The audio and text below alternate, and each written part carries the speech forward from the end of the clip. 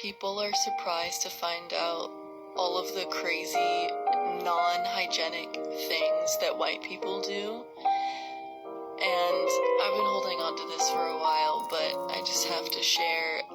I grew up in a household where I would be bullied and laughed at if I took longer than 5-minute showers. My dad also constantly had dookie in his underwear.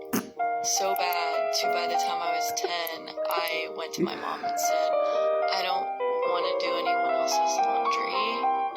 So she said, okay, you can do your own laundry then. My parents also didn't teach me how to bathe myself. I learned how to bathe myself from my friends.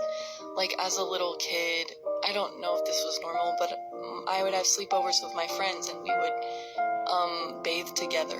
And that is literally how I learned how to bathe properly. Not from my parents, but from other friends. I also was not taught how to use sanitary products when I started my period, and my mom just told me to figure it out myself.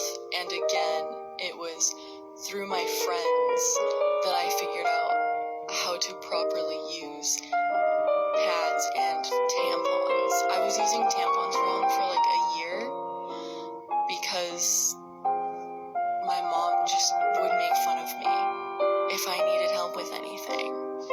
Or she'd be like, oh, you're having issues? I actually have worse issues than you.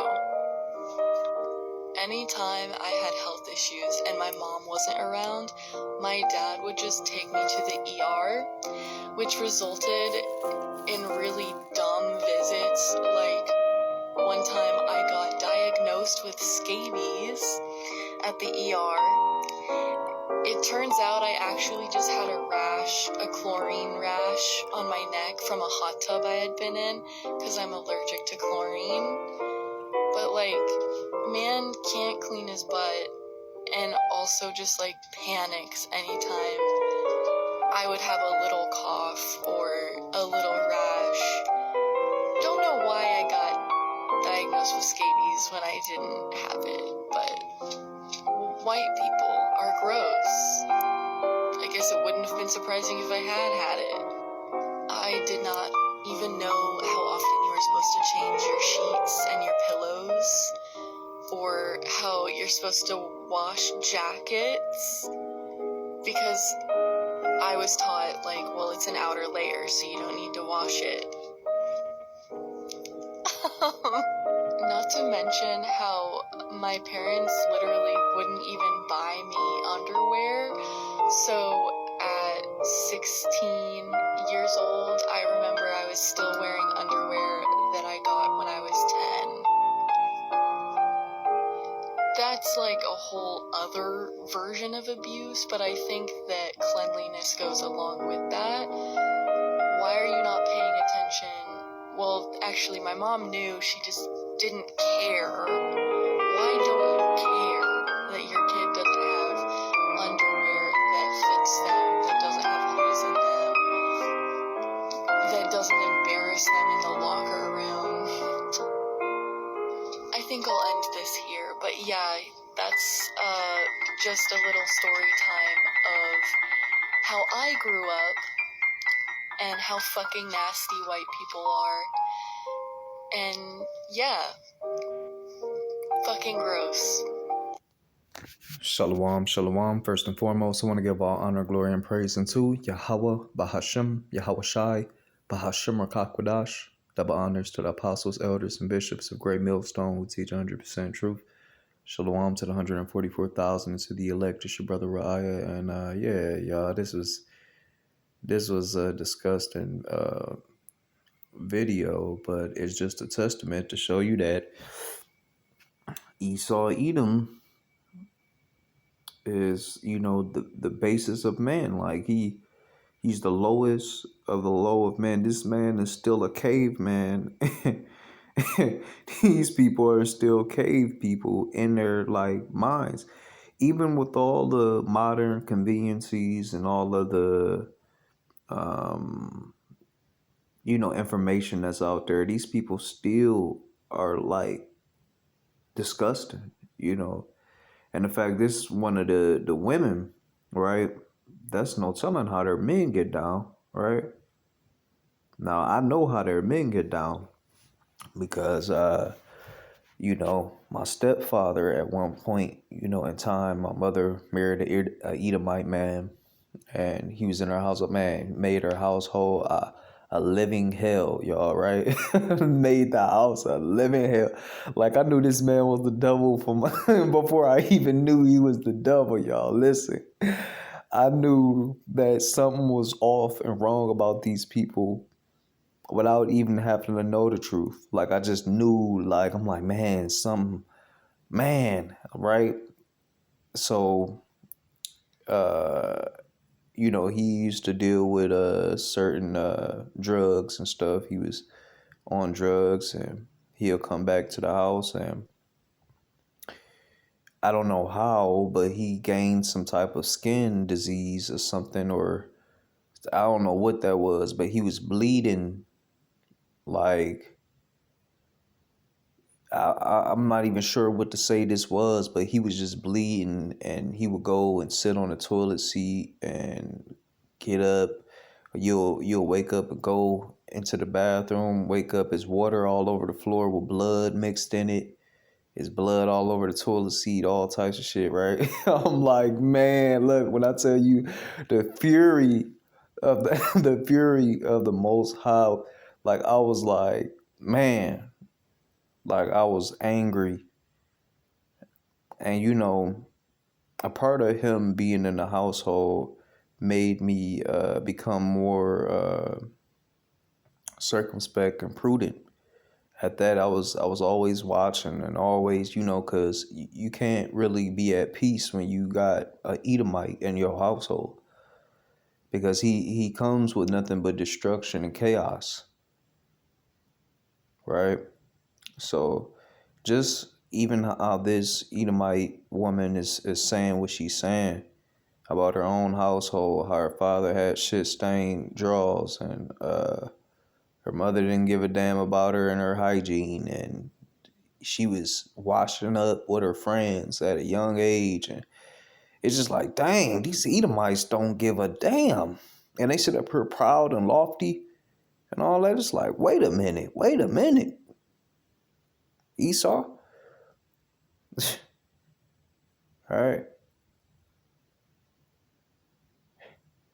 And look, from the very beginning, Esau been on some shit like that, right? From the very beginning, Esau has not gave a damn about nothing. So let me get this.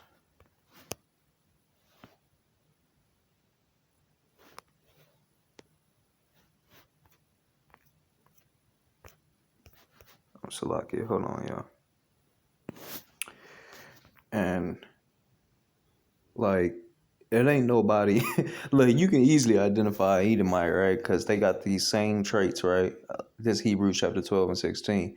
Lest there be any fornicator or profane person as Esau, who for one morsel of meat sold his birthright, right?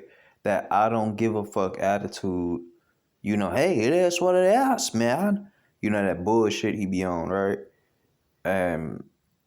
Look, he sold his birthright for a morsel of meat. He sold his birthright with some meat, right? For ye know how that afterward, when he would have inherited the blessing, he was rejected, right? For he found no place of repentance, though he sought it carefully with tears. Look, Esau from the beginning didn't care. He was careless. And then look, on top of it, when they describe Esau, he was a man of the field. He smelt like a wild animal and all of that, because his mother wouldn't have put wild animal. Look, he had the smell. Hold on, let me go to Genesis 26, right?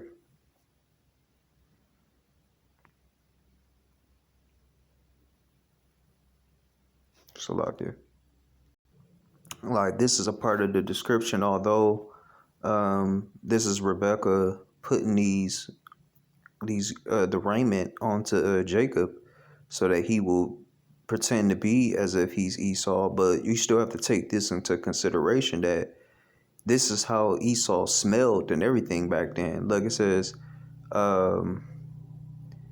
Genesis 27:5, and Rebekah heard when Isaac spake to Esau his son, and Esau went to the field to hunt for venison and to bring it. And Rebekah spake unto Jacob her son, saying, Behold, I heard thy father speaking to Esau thy brother, saying, Bring me venison and make me savory meat, that I may eat and bless thee before Yahweh before my death. Now, therefore, my son, obey my voice according to which I command thee. Go now to the flock and fetch me from thence 2 good kids of the goats, and I will make them savory meat for thy father, such as he loveth, right? And thou shalt bring it to thy father, that he may eat, and that he may bless thee before his death. And Jacob said unto Rebekah his mother, Behold, Esau my brother is a hairy man, and I am a smooth man. My father peradventure will feel me, and I shall seem to him as a deceiver, and I shall bring a curse upon me and not a blessing. Right? Let me skip on down. All right, so verse 15, Genesis 27:15. And Rebekah took goodly raiment of her eldest son Esau, which were with her in the house, and put them upon Jacob her younger son. And she put the skins of the kid of the goats upon his hands, and upon the smooth of his neck. And she gave the savory meat and the bread which she had prepared into the hands of her son Jacob. And the reason for her doing this is so that he would smell like a wild animal, because Esau smells like all outdoors and like a wild animal, like a wild, dog. That's why we always, when we always say when these Edomites get wet, they smell like a wild animal or a wild dog or something, right? Let me see.